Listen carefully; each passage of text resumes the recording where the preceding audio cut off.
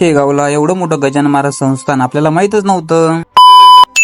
कसं पब्लिक, मी तुमचा लाडका नागू. तर झालं असं की आज आपल्या कोणत्याच मित्राच्या मागे काहीच काम नव्हतं. तर मग आपल्या मित्राच्या मागे काही काम नसलं की आपले मित्र रिकामी जाय सुचतात. मग ते म्हणे हो चला शेगावलं. तर आज आमचं नशीब एवढं फुटकं की आजच पाणी यावं का, असा पाणीचा झाला भाऊ की आम्हाला थांबणंच पडलं एका ठिकाणी. थोडा वेळ थांबलो उदिटन, तेवढं निघलो मग आम्ही तिथून पाणी उघडलं. तर मग आज चाललो आम्ही शेगावला. चला म्हटलं आपण ब्लॉग बी बनवून घ्या आज आपला. तर आता तुम्ही कमेंट मध्ये नक्की सांगा की हे ठिकाण कुठलं इथं. काय भाऊ पोचलो ना आपण शेगाव मध्ये. एवढंच आपल्या भारतात जेव्हा शेत झाले तसे बॅनर लागलं होतं उदिट. मग घेतलं महाराजाचं दर्शन. तर थोडी पब्लिक कमी दिसत होती भाऊ, पण काय सांगा तुम्हाला पार्किंग मध्ये गेलो तर गाड्या कमावतच नव्हत्या बुधीट.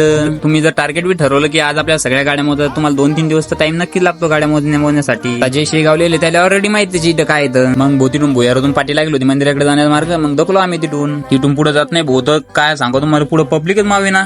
आता खरं समजलं भाऊ शेगावला पब्लिक किती येते. तर मग भाऊ आम्ही मेन गेटातून आत गेलो. मग तिला बॅग वगैरे चेक करतात, तिला बॅग वगैरे चेक केली आपली. मंदिर तर लस मोठं होतं भाऊ, आम्हाला जायला तर थोडा वेळच लागला. आत बी चपला बुटं काढासाठी बी खूप मोठी जागा होती. एक खट्टी 10 लाख लोक बी आले, तेवढ्याची बुटं मावत होते बुधीट. मग काय भाऊ आपण आपली पादुका काढून टाकल्या, पाय वगैरे धुवून घेतले. गजानन महाराजांच्या मंदिराकडे जाण्यासाठी फर्स्ट मंदिर हेच होतं भाऊ. मग दर्शन घेतलं आम्ही श्रीच्या मंदिराकडे जाण्यासाठी. मग भाऊ आम्ही पलायन गेलो तर मंदिराकडे जाण्यासाठी टाइम बी लिहिलं होतं भाऊ, कोणत्या दर्शनासाठी किती टाइम लागेल. तर मग खूप वेळ लागत होता. मग आम्ही दूरदर्शनाचाच निर्णय घेतला आणि दूरदर्शन घेतला आम्ही. लगेच दर्शन घेऊन बाहेर गेलो होतो. मग आम्ही थोडे फोटो वगैरे काढून घेतले, आपले सिनेमॅटिक व्हिडिओ काढून घेतले.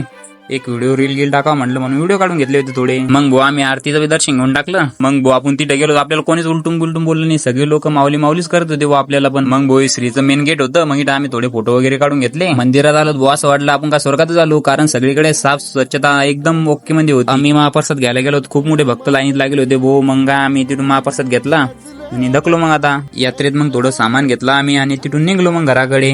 तर घराकडे निघलो तर खूप मोठा आबाळ होतो भाऊ. मग काय भाऊ जोऱ्यान 5 झाला. आता आम्ही धकलो घराकडे. आता तुम्ही लाईक फॉलो करून टाका.